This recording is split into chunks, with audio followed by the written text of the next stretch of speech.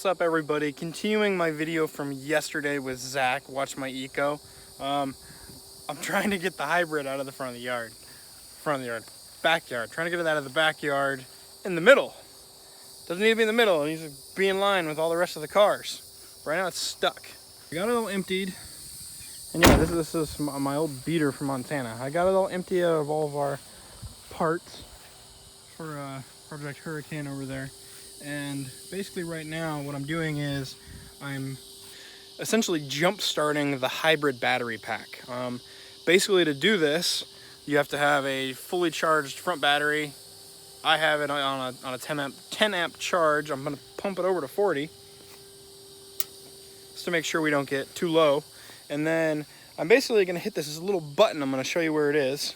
And I'm going to show you how to do it, because these things don't start their engines off of the 12 volt battery. They started off of the hybrid battery pack, which is crazy. So I'll show you where this is and how to do it.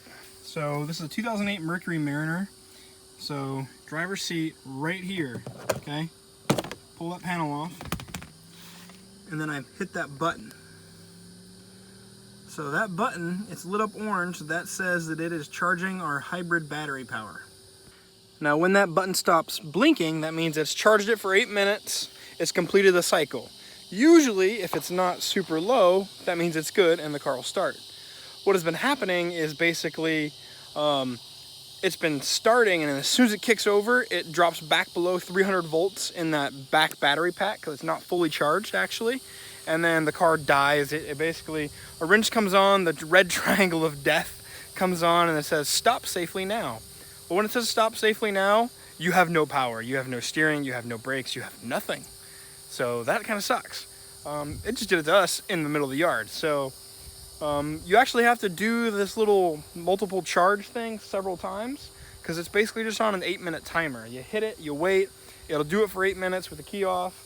It'll start blinking at me. I'm trying to catch it blinking so I can show you guys. And then when it's done blinking, once it's blinking, you can usually crank it up. I'm gonna do it like 5 or 6 times, maybe more, because I'm pretty sure my battery pack is super dead, because I haven't driven the car in a long time. Like a month or two, I haven't driven it. That's not true. I haven't driven it in like a month. Anyways, it's sat for a while, and I probably left the light on. It got low battery. So anyways, I'm gonna do it several times. That's what we're gonna do. Hopefully that works. I don't get the bad juju info, red light, wrench, and triangle exclamation mark, please stop safely now. I don't get that, so then I can just park it back in line. I don't have to worry about it. So for right now, we're gonna close it. There's already too many bugs out here, and we're gonna go work on that. All right, guys, it's getting kind of late in here, and I'm just kind of showing you what I'm doing. 3.7 emblem. This is a little billet piece made by UPR. The funniest thing, the hardest part, I actually screwed up the one side already, is getting the backing on square, because it doesn't come on there like you would think it would be, and like all perfect. It doesn't come like that. It's cut very nicely, but mine was totally stuck to it. So my other side, I'm gonna have to pull off and recut some double-sided tape. So that's where I decided I wanted it. I know it's probably not the same as where the 5.0 emblem is, but that's where I want it. I think the 5.0 emblem's a little lower. I think it's like right there is where the 5.0 emblem is. So I did mine a little high, but I kind of liked it there. So I think I'm gonna put the other one there too.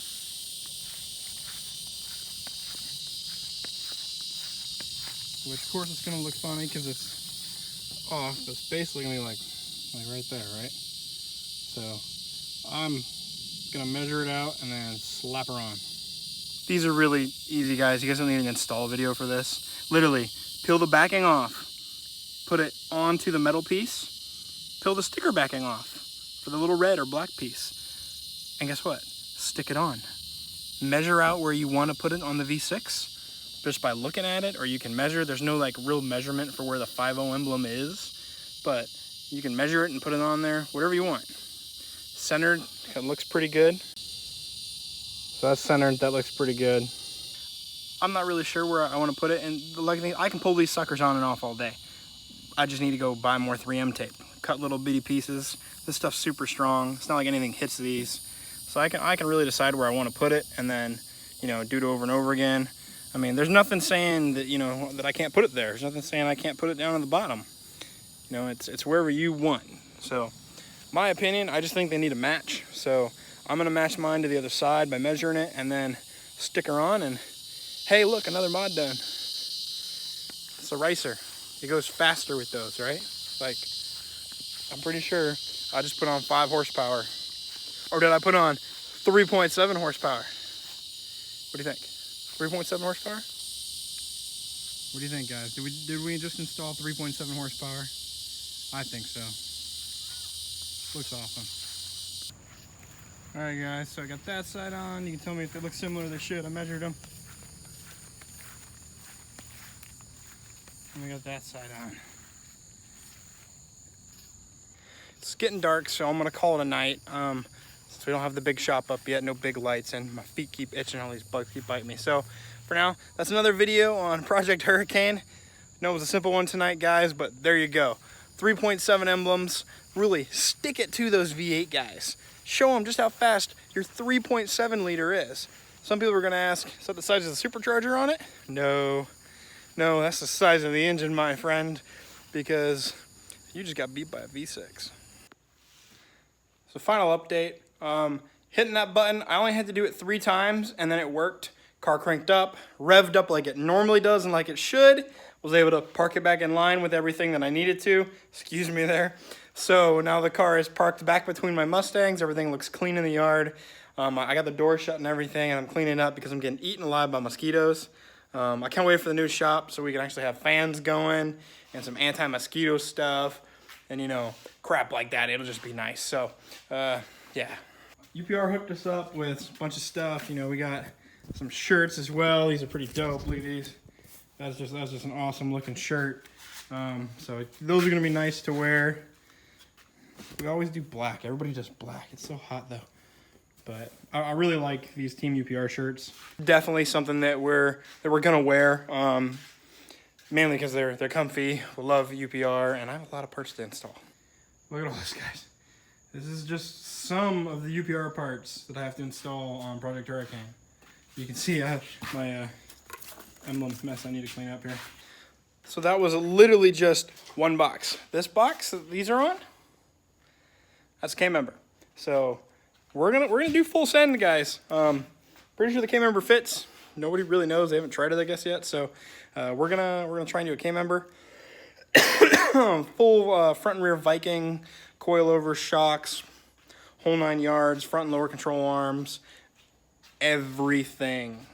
We're doing everything. Why? Because we want to go fast. Because we want to point at the 3.7 badges and be like, you just got beat by an NAV6 running 12s, low 12s. Wouldn't that be awesome? I think it would be awesome. So, yeah, we're going to try.